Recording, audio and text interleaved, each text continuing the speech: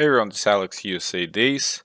I just wanted to show you how important it is to have proper testing, proper release processes. Now, within the last months, Crowdstrike lost 41% of their stock value.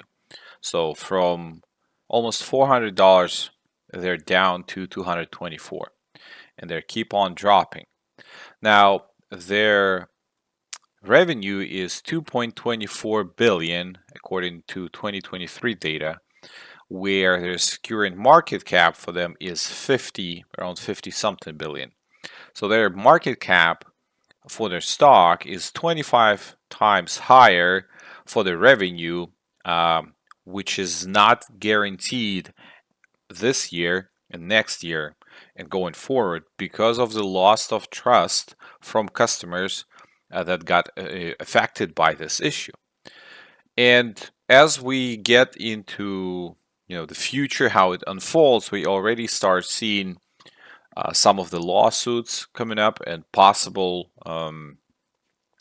companies and business impacted by this going for compensation. For example, Delta CEO just said that the outage costed $500 million, and they have no choice but to seek retribution. So this is one of the companies, probably out of many, that's going to follow, and the market cap is just going to shrink because the stock will keep on losing value with all the fallout unfolding.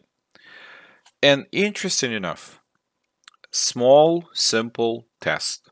A manual QA engineer that would load their config and boot Windows system and brick it, and then load to another machine to check if this is some random issue or not, put the Windows system again and brick it, would immediately see the problem. This was very simple to catch.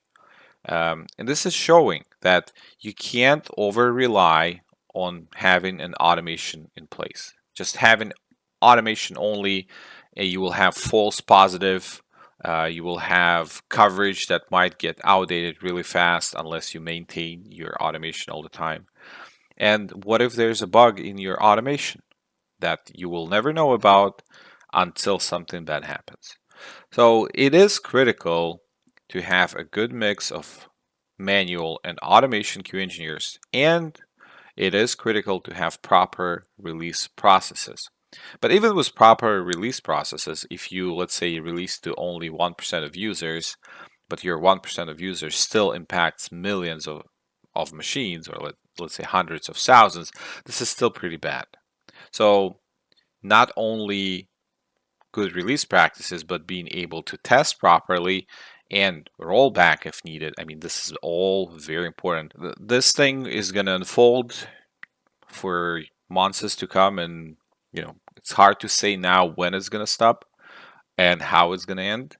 But the just looking at it and understanding how simple it was to catch that issue. Don't try to save money on quality assurance.